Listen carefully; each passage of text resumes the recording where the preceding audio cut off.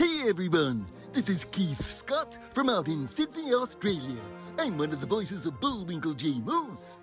It's time to watch Relentless and Unstoppable. And so give it up for your main hosts, Douglas Kenny and Andy McPhee. Hey everybody, this is Doug Kenny and welcome to Relentless and Unstoppable. We have another amazing guest coming on the channel today, so please hit like and subscribe.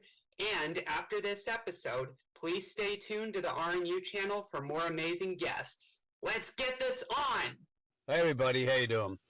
Just a quick little share of why I started Relentless and Unstoppable. It was for one very simple reason, because of Doug Kenny. Nothing to do with me at all, zero. I was just coaching Doug, and he took on the coaching and mentoring, and he made all the changes. He took all the suggestions from his parents as well as my coaching, but it was all about Doug, his breakthrough and his weight loss, his willingness to accept that he is dealing with high functioning autism and other issues, but he's never quit, he's never given up. So we did one interview with him to share his story, and then we decided to start interviewing other people. And Doug has now taken over the whole channel, and he does all the interviews, he runs everything. He's just an amazing young man. So RNU was born from simply what an amazing young man Doug is, and his story needed to be shared.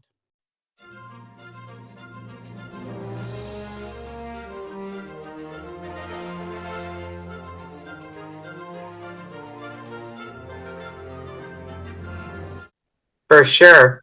Do you happen to know who played the reporter that asked you to turn off the TV and you were like, no, are you crazy?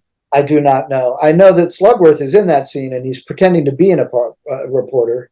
He's doing a sort of a fancy thing with the mic like this, you know. But no, I do not know the name of the guy who is the other reporter. Nor do I know the name of the guy who played my dad, by the way. Not credited, not to your 12, son. Big laugh. Took us a lot of takes to get to it. 46 takes. I have a photo of the clapstick with 46 takes for that scene. Many of those were on him, if I may say. And there's another painting that came off the wall. I'm sure I screwed up as well after a while, but don't know his name either. Okay. What was Gunter Meisner like to work with, the actor of Slugworth? Yeah, so they kept him away from us. There were a few things they kept out of sight. They didn't want us to be aware of him because they wanted to surprise us with him. So he was fine, I guess. I mean, he's you know, I don't know. I mostly just saw him as Slugworth, so it's hard to know what he was like as an actor because they were separating us. Ah, okay. What was Dodo Denny like? Very nice. Dodo and I got along well. She called me Meine kleine Maus because everybody was making little German jokes because, like our director, we called him Noch einmal. Noch einmal.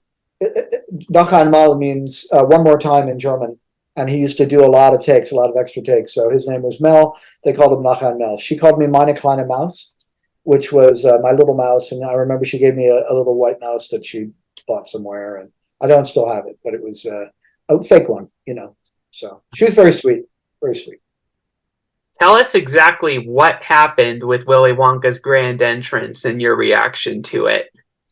So the story with that is that they asked him to do the role, and he used it as a rider in his contract. You probably know this, Douglas, but anyway, he said, I'll do it, but this is how I want to enter. He actually had some other things about the costume that he wanted to, you know, make some changes to it, but he wanted to enter in that way where he's limping and then he tumbles and then he's fine, because he said that from then on, the audience wouldn't know whether to trust him or not, which is a really good thing for Willy Wonka, just as a, you know, a character. I was not aware that he was going to do that, so I was as surprised as anyone else when it happened. That was our first day of shooting. We were out there with the brass band and the crowds and everything, and eventually ran up to the gate, and he did that thing. And I had no idea that was coming, so I was as surprised as anybody else.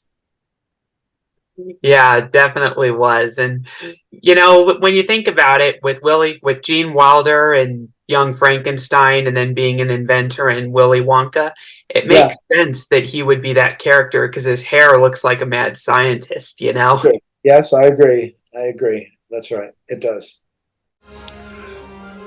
Gee, that's all we have for Relentless and Unstoppable. So tune into the next episode to hear more amazing stories from amazing guests. This is Keith Scott from Sydney, Australia saying so long and I'm smarter than the average bear. Gee.